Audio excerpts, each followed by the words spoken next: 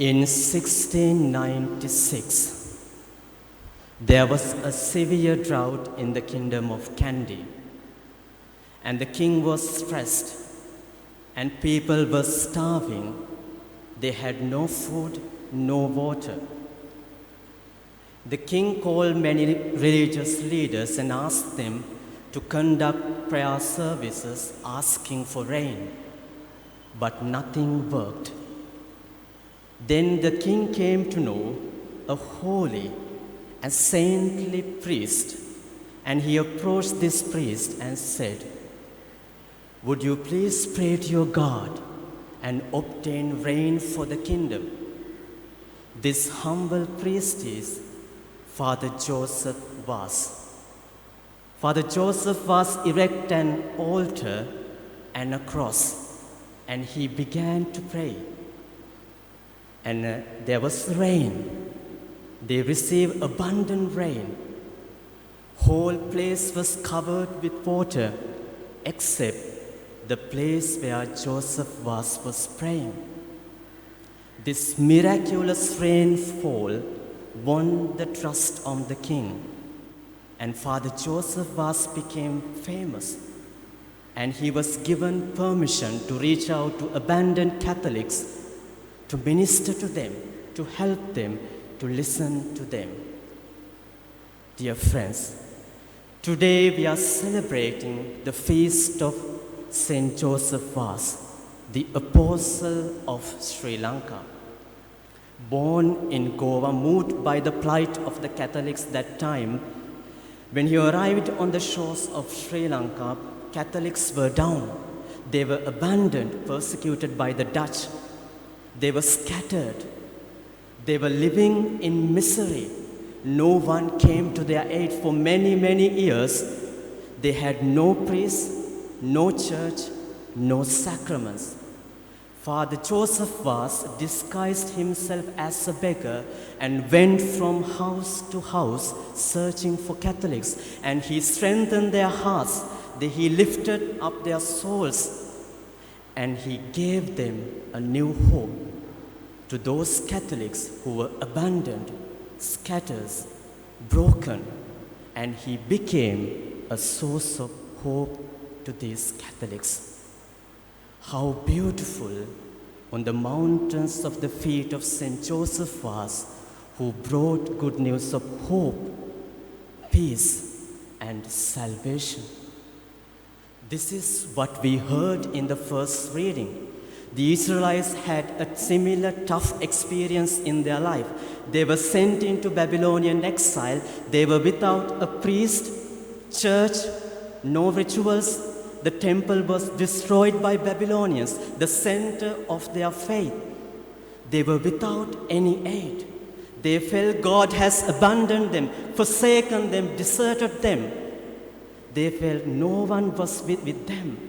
They felt the Babylonian gods are more powerful than their God. But God never forgot them. As God sent Joseph Vaz to Sri Lanka, he sent a prophet Isaiah, and brought a good news of hope, peace, and happiness. And it redeemed them. It gave them a new hope. That's why you find in the gospel today, the first reading today, how beautiful on the mountains of the feet of the Lord. You will find it on the screen. Who bring good news, who proclaim peace, who bring glad tidings, and who proclaim salvation.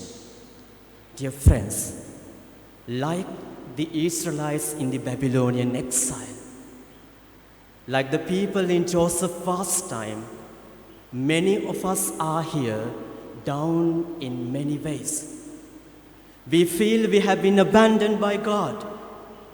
We feel we are forsaken, deserted. We don't feel the presence of God in our lives. But we should never lose hope and courage, because God gives us hope as He sent Joseph Vaz, as He spoken to the Israelites through the prophet of Isaiah. He calls you and me to proclaim peace, happiness, salvation to the people who are downtrodden, forsaken, and abandoned. You and I are called to be an instrument of God's peace, salvation, and hope. The question is, are we ready to take up that challenge? Are we willing to be a beacon of hope? Are we willing to bring hope to the people who are downtrodden? Many of us are down physically, emotionally, psychologically, socially, religiously, and economically we are down. But can we become a hope like Saint Joseph was? Dear friends, we don't have to travel far like Joseph was or Prophet Isaiah.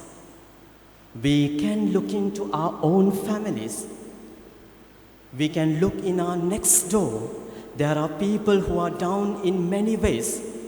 Do we have time to listen to them?